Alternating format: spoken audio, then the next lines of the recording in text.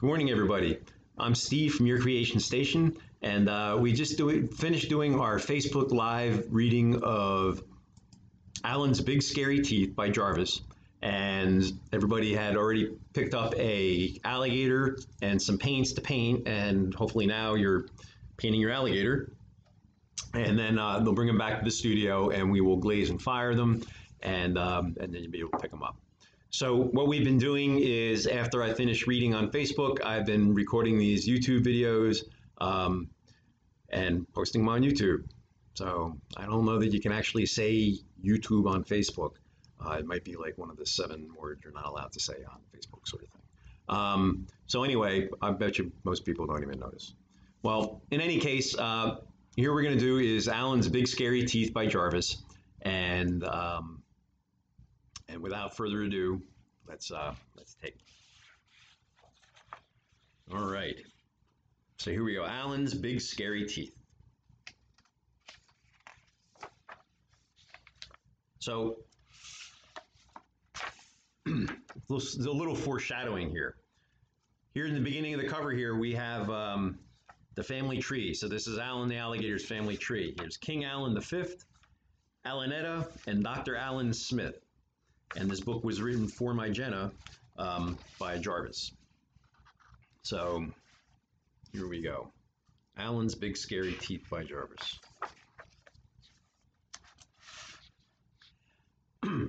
Alan came from a long line of very scary alligators. He was known throughout the jungle for his scaring. It's what he did best.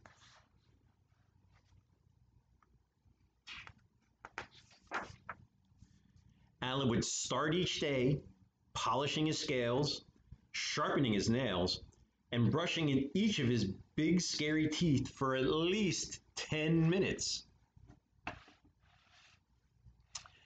After practicing his frightening faces in the mirror, grrr,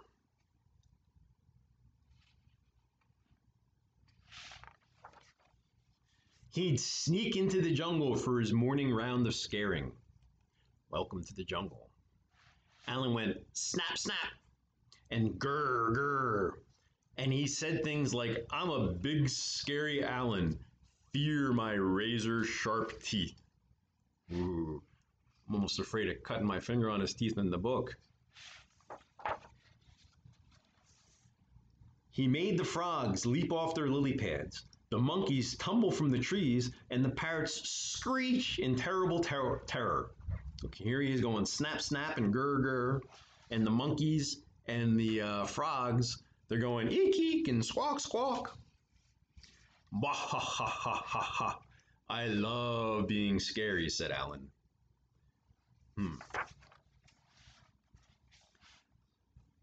After a long day of scaring the jungle animals, Alan would head back home to the swamp, relax, finish the crossword in the Jungle Times, and then take out his false teeth. Nobody knew about Alan's false teeth. Nobody. Who would have expected that? Good night, teeth. Sweet dreams, my fairy snappers, Alan would say as he put them away carefully in his super secret hiding place. That's crazy. You know, I never would have guessed this the first time I read this book. One morning, Barry the beaver was up early collecting wood and came across a dozing Alan. Terrified that Alan might wake up and gobble him whole, he quickly dived behind the bush. Here's Alan going snort, snort. Whew, that was close, thought Barry, just as a set of false teeth. Whew, that was close, thought Barry, just as a set of false teeth fell out of a bush with a very familiar snap, snap. Look at that. Looks like Barry found Alan's teeth. Now he knows. When Alan woke, his teeth were gone. My teeth, my teeth. Where's off my teeth? What could he do? Maybe no one would notice. Could he still be scary without him? He decided to head into the jungle as usual. He made the frogs leap off their lily pads, the monkeys tumble from the trees, and the parrots screech with laughter. They were laughing at him. Oh my gosh, I have to stop banging the table there. Look, and here he is trying to be scary. He's going flap, flap, whoop. And all the monkeys and the frogs are all laughing at him. The parrot is too. And it looks like there's even a little mosquito here who's got a, he's laughing a little bit too. Oh, and here they are watching Alan walk away.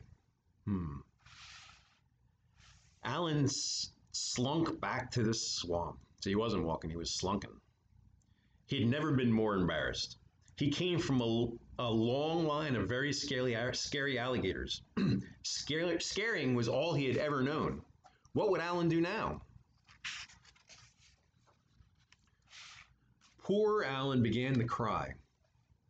Just a bit at first. But then the tears kept coming. He howled and yowled more than all the Jungle Babies put together. And he could not stop crying until the next morning, when all the animals turned up at Alan's swamp with his big scary teeth. "We'll give you back your teeth," said Frog. "Really?" said Alan. "On one condition," said Parrot. "You have to stop scaring us." "But what will I do? I don't know anything. I don't know how to do anything but else."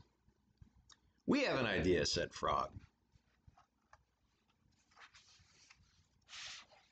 And so every day, after polishing his scales, sharpening his nails, and brushing his big scary teeth, Alan headed into the jungle and became Alan the gardener.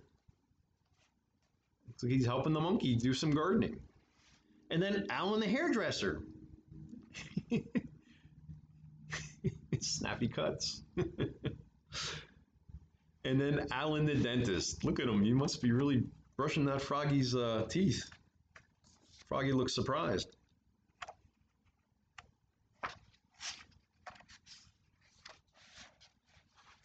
But every night, he became Alan the big, scary storyteller, thrilling the jungle animals with his terrifying tales. "I love being scary," said Alan. And sometimes he even let Barry the beaver borrow his teeth. And there's Barry going grrr with Alan's big scary teeth. Okay, so there was Alan's big scary teeth, and I'm Steve at Your Creation Station. Thanks for watching, and have some fun. Thanks.